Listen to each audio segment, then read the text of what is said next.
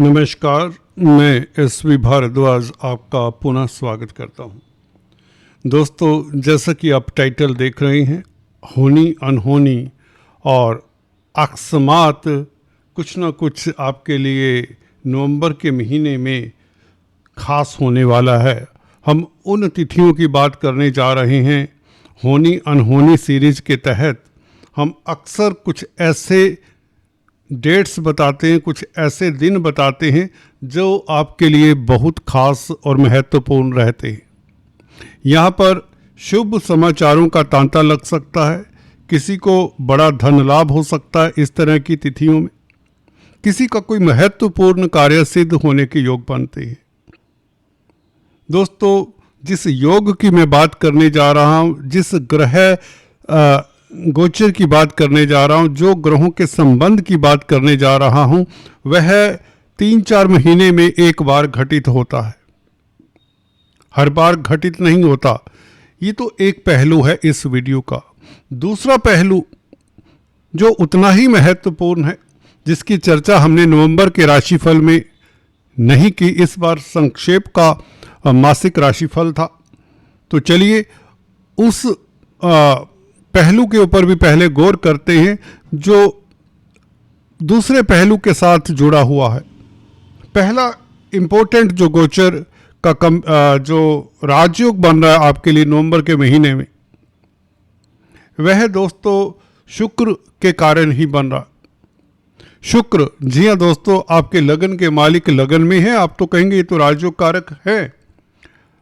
जी नहीं, सूर्य का नीच भंग करें जरूर लक्ष्मी योग बनाते हैं। लग्नेश और लाभेश की युति लगन में हो तो डेफिनेटली लक्ष्मी योग बनता है। आप कहेंगे सूर्य शुक्र के मित्र नहीं हैं। नो डाउट दोनों मित्र नहीं हैं, फिर भी लग्नेश और लाभेश जिस जातक की कुंडली में सूर्य और शुक्र लगन में हो, दोस्तों अगर आपको अपना लगन चार्ट मालूम है तो देख लीजिए, सूर्य और शुक्र अगर केंद्र त्रिकोण में कहीं भी बैठे हों तो यह आपको गरीब नहीं होने देता। यह योग आपको गरीब नहीं होने देता, धन आता ही रहता है ऐसे व्यक्ति के पास। तो ये योग तो बना हुआ, हम इसकी चर्चा नहीं करने वाले, हम चर्चा कुछ और ही करने वाले हैं। राहु की बात, चलिए राहु की चर्चा करते हैं। राहु की चर्चा हमने अक्सर कर ली है, पर कुछ शुक्र के साथ संबंध देखकर इसकी चर्चा कर लेते हैं। जी हाँ दोस्तों, शुक्र की दृष्टि तो है नहीं राहु के ऊपर। राहु की दृष्टि जरूर है इस शुक्र के ऊपर, नवम दृष्टि, परंतु उससे भी महत्वपूर्ण है शुक्र का दोस्तों 7 तारीख से स्वाति नक्षत्र, नाम तो सुना होगा दोस्तों, स्वाति नक्षत्र में शुक्र का गोचर होने जा रहा है 7 तारीख को। स्वाति नक्षत्र राहु का नक्षत्र है, इसलिए बताया कि शुक्र का राहु के साथ संबंध स्थापित होने वाला है। और राहु त्रिकोण में बैठे हुए शुक्र को देख रहे हैं नवम दृष्टि से। ना भी दृष्टि होती इतना ही काफी है कि शुक्र राहु के नक्षत्र में। क्यों काफी बता रहा हूं? क्योंकि राहु पंचम भाव में त्रिकोण में स्थित हैं। त्रिकोण में स्थित राहु बहुत बली होते हैं, हम अक्सर बताते आए हैं।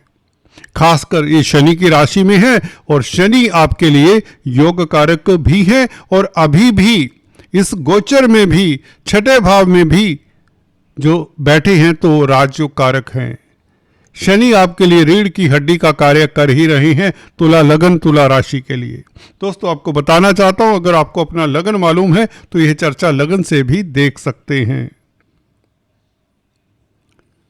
तो राहु के नक्षत्र में शुक्र का गोचर 7 तारीख से लेकर 17 तारीख तक, ये 10 दिन आपके लिए बहुत खास हो सकते हैं, खासकर जिनकी राहु की या शुक्र की महादशा अंतरदशा है। किन एरिया से आपको खास सुखद फल मिल सकता है, गौर करिए दोस्तों। पंचम भाव, लग्नेश का संबंध पंचम भाव के मालिक से हो रहा है नक्षत्र के जरिए। पंचम भाव में बैठे हुए राहु के नक्षत्र में लग्नेश शुक्र का, और शुक्र स्वग्रही है। बड़ी बात यह है, मालवीय नामक राजयोग बना रहे हैं शुक्र, भौतिक सुखों को बढ़ा रहे हैं, धन धान्य की वृद्धि करने वाले हैं शुक्र। आपका लव लाइफ बेहतर रहेगा। 100 बात की एक बात। पंचम भाव भी प्यार मोहब्बत रोमांस इत्यादि का है और शुक्र का पंचम भाव में बैठे हुए राहु के नक्षत्र में। दूसरा, पंचम भाव स्पेकुलेशन का भी है, शेयर स्टॉक मार्केट। जी हाँ दोस्तों, स्पेकुलेशन का जो कामकाज करते हैं, जो रिस्की इन्वेस्टमेंट करते हैं, वायदा व्यापारी हो सकते हैं, कोई कमोडिटी ट्रेडिंग करने वाले हो सकते हैं, क्रिप्टो करेंसी या लॉटरी इत्यादि का कामकाज करने वाले, या कोई भी ऐसा कार्य जिसमें रिस्क रहता है। पता नहीं होता कि कल क्या हो जाए। आज आपने करोड़ों रुपए लगा दिए, परंतु शाम तक पता नहीं चलता कई बार क्या हो जाए। तो ये पंचम भाव बताता है। और पंचम भाव में बैठा हुआ राहु बहुत सुखद है, क्योंकि शनि की राशि में है। शनि राजयोग कारक हैं। राहु ने जिस राशि में बैठना होता है उस राशि का फल भी देता है, जिस भाव में होता है तो उसका फल तो देगा ही देगा। तो शुक्र के जरिए आपको राहु पॉजिटिव फल सिर चढ़ कर देगा और बहुत बेहतर देगा। मैंने फिर से आपको याद दिला दूं, तारीख 7 तारीख स्वाति नक्षत्र में शुक्र का गोचर 17 तारीख तक रहेगा। ये 10 दिन स्पेकुलेशन के लिए बेहतर, छात्रों के लिए भी बेहतर होंगे, स्टूडेंट्स के लिए भी। हाँ, अगर आप कोई कोर्स करना चाहते हैं, कोई ट्रेनिंग लेना चाहते हैं, तो उसके लिए भी बहुत महत्वपूर्ण पीरियड है। कॉम्पिटिटिव एग्जाम्स के रिजल्ट के लिए, उन कॉम्पिटिटिव एग्जाम्स के परिणाम के लिए भी बेहतर पीरियड है। तो एक पहलू ये मैंने बताया। अब आते हैं हम मुख्य पहलू के ऊपर। बहुत इंपॉर्टेंट पहलू है दोस्तों। हालांकि शुक्र और राहु का संबंध अपने आप में डबल राजयोग समाहित किए हुए है, क्योंकि शुक्र तो खुद ही राजयोग कारक है, मालवीय नामक राजयोग है। राहु के साथ संबंध स्वाति नक्षत्र में छोटी बात नहीं। यहाँ शनि भी हिस्सेदारी रखते हैं। जहाँ शनि हिस्सेदारी रखें आपकी कुंडली में, मैंने देखा है कि व्यक्ति भाग्यशाली होता ही होता है, क्योंकि शनि योग कारक है, चतुर्थेश पंचमेश है, और गोचर में भी योग कारक हैं, राजयोग कारक हैं बल्कि। एनीवेज, दूसरा पहलू देखिए, बुध के साथ मैंने चंद्रमा लिख छोड़ा है। यह तारीख मैंने जानबूझकर नहीं आपको अभी बताई, ताकि थोड़ा सा कौतूहल तो बने रहे आपके दिमाग में। इसके साथ एक और ग्रह जोड़ने जा रहा हूं। चतुर्ग्रही राजयोग बनेगा धन भाव में। आपके धन भाव में चतुर्ग्रही राजयोग बनेगा, जो होनी अनहोनी टाइटल को पूरी तरह से जायज बताता है। इस राजयोग में कुछ भी हो सकता है। सेकंड हाउस में राजयोग है तो सुखद फल कौन सा होगा? कुछ भी का मतलब सुखद फल होगा, परंतु वह कौन से एरियाज से आपको कोई शुभ समाचार मिले, धन की वृद्धि हो, प्रतिष्ठा मिले, या आपकी कोई मनोकामना पूर्ण हो, जो आपके दिल के काफ़ी नज़दीक है मनोकामना, वो पूर्ण होगी। क्या होगा, कौन से दिन होंगे? चतुर्ग्रही राजयोग दोस्तों बनेगा आपका 20, 21 और 22 नवंबर को। सूर्य आपको बता दें 16 तारीख से ही वैसे तो शिफ्ट हो जाएंगे वृश्चिक राशि में, द्वितीय भाव में। सूर्य के साथ जब चंद्रमा मिलेगा, ये तारीख होगी 20 तारीख, चंद्रमा वृश्चिक राशि में यहाँ पर आ जाएगा सेकंड हाउस में। सूर्य पहले से ही यहाँ पर विद्यमान होंगे 16 तारीख से। सूर्य, मंगल, बुध, ये चंद्रमा, इन चारों का योग आप गौर कर लीजिए, आप समझ लीजिए। भाग्य स्थान का मालिक है आपका बुध, कर्म भाव का मालिक है आपका चंद्रमा, लाभ स्थान का मालिक है आपका सूर्य, 9th Lord, 10th Lord, 11th Lord जिस जातक की भी कुंडली में होती है, ये कॉम्बिनेशन होता है, वह करोड़ों अरबोपति हुआ करते हैं दोस्तों। अक्सर मैंने ये पाया है, हजारों मैंने अभी तक चार्ट देखे हैं, उनमें कुछ चार्ट होते हैं जिनकी कुंडली में ये योग होता है, सूर्य, चंद्र और बुध अगर केंद्र त्रिकोण में हो तो बहुत बेहतर, द्वितीय भाव में हो एकादश भाव में हो तो भी उतना बेहतर। तो दोस्तों 9th लॉर्ड, 10th लॉर्ड और 11th लॉर्ड का ये कॉम्बिनेशन, और साथ में मंगल स्वग्रही, मंगल स्वग्रही होने से चंद्रमा का नीच भंग राजयोग भी बनता है। कई तरह के ये राजयोग बने, एक राजयोग नहीं, एक तो चतुर्ग्रही राजयोग, एक महालक्ष्मी योग, लाभेश और धनेश का संबंध, सूर्य और मंगल का संबंध अकेले ही हो जाए सेकंड हाउस में तो व्यक्ति तब भी धनी होता है, महाधनी योग कह लें इसे। चंद्रमा मंगल साथ में मिल जाए तो चंद्र मंगल योग भी लक्ष्मी योग होता है। आपकी कुंडली में चंद्रमा क्योंकि कर्म भाव के मालिक है, मंगल सेकंड लॉर्ड है और सप्तमेश भी हैं, तो भी ये व्यापार के लिए और कैरियर के हिसाब से बहुत अच्छा योग है। बन भी रहा है दोस्तों अर्थ त्रिकोण में। गौर करिए दोस्तों, सेकंड हाउस अर्थ त्रिकोण है,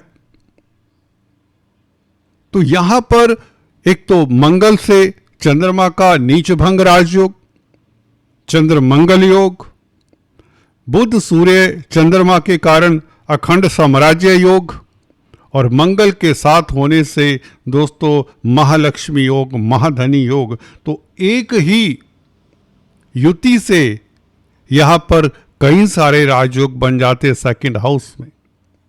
चक्रवर्ती सम्राट पैदा होते हैं इस तरह की स्थिति में अगर लग्नेश स्ट्रोंग हो, और लग्नेश स्ट्रोंग है पर चांस सुख दुख भोगने वाला शुक्र यानी कि आप अपने ही भाव में है। गौर करिए, शुक्र के शिफ्ट होने से पहले ये गोचर में यह राजयोग बन रहा है, तो ये निश्चित तौर से ये बहुत प्रबल होनी है जो आपके लिए बढ़ चढ़ कर क्या क्या दे सकती। धन की स्थिति बेहतर, इन्वेस्टमेंट के लिए बहुत उत्तम समय, लाजवाब समय, अखंड साम्राज्य योग यूं ही नहीं नाम रखा मैंने। व्यापार में वृद्धि, बड़ी से बड़ी डील आप क्रैक कर सकते हैं। किसी छोटी बात के लिए मत राजी हो जाएं। कहते ना उत्तम स्थिति में मुझे लगता है आपको 10 आउट ऑफ 10 मार्क्स देने पड़ेंगे, क्या आपका कार्य सिद्ध होगा। चलिए फलादेश के ऊपर भी हल्का सा टिप्पणी कर दें। देखिए चंद्रमा के कारण आपकी नौकरी में तरक्की के योग, मान सम्मान बढ़ने के योग, क्योंकि गुरु की भी दृष्टि है इन चारों ग्रहों के ऊपर। प्रतिष्ठा मिले, गुरु वैसे ही धन के कारक हैं, और बुध के कारण विदेशी कामकाज में सफलता। विदेश जाना चाहते हैं तो आपके लिए बहुत उत्तम समय है। कोई इंटरव्यू देना चाहते हैं किसी भी काम के लिए, कोई भी नौकरी के लिए, विदेशी नौकरी है या अपने स्वदेश में है, भाग्य का मालिक है बुध। लंबी यात्रा के योग, वीजा लगने के प्रबल चांसेस। मंगल, देखिए मंगल तो धन भाव में, कुटुंब में मांगलिक कार्य के योग, कुटुंब में मतभेद दूर हों, जमीन जायदाद प्रॉपर्टी परचेज करने के योग, इन्वेस्टमेंट से लाभ के योग, कहीं भी इन्वेस्ट करें जो भी आपका कार्य क्षेत्र है। सूर्य सरकारी तंत्र के कारक हैं। सरकार से जो आपको दिक्कत हुई भी हो पीछे, क्योंकि नासाज रहे कभी 12वें भाव में कभी नीच के, और चलिए शुक्र ने नीच भंग किया हुआ है, पर फिर भी नीच भंग तो ये होता है कि कपड़ा फट गया उसे सिल दिया, वो सिलाई तो नजर आती रहती दोस्तों, रफू तो कर दिया जाता है पैंट को, परंतु रफू का दाग तो रह जाता है। नीच भंग का मतलब ये है, परंतु ये भी है भागते चोर की लंगोटी ही सही। मैं नीच भंग राजयोग को यूं समझता हूं, कई बार नीच भंग राजयोग दूसरे राजयोगों से भी बेहतर होता है। वह डिपेंड करता है कहां पर बन रहा है, किस तरह से बन रहा है, कौन बना रहा है। यहां पर बिल्कुल सही राजयोग बना हो, शुक्र क्योंकि स्वग्रही है। तो एनीवेज सूर्य के कारण मित्र क्षेत्रीय हो रहा है, सूर्य मंगल के साथ है, बुध के साथ है, चंद्रमा के साथ है। आप समझे, सूर्य के मंगल भी मित्र, सूर्य के बुध भी मित्र, सूर्य के चंद्रमा भी मित्र। सूर्य के मंगल बुध चंद्रमा तीनों ही मित्र हैं, तो सूर्य जैसा बली और 11वें भाव का मालिक मित्रों का साथ मिले, सरकारी तंत्र में आपकी जय हो। अगर आप इलेक्शंस में कोई खड़े हो रहे हैं, किसी तरह के इलेक्शंस लड़ रहे हैं, तो आपको कोई हरा नहीं सकता। Nobody, none.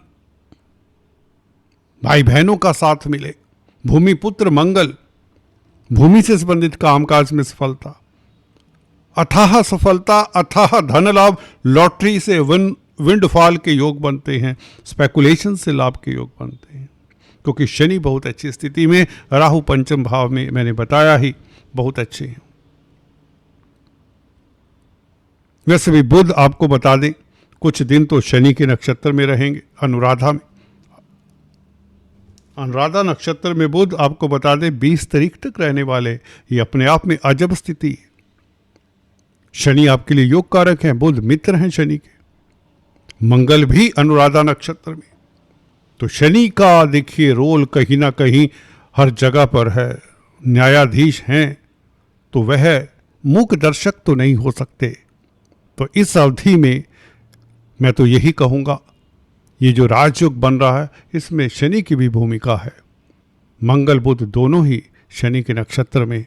चलिए 20 तारीख तक बुध हैं, उसके पश्चात 18 तारीख तक, उससे पहले मंगल भी हैं।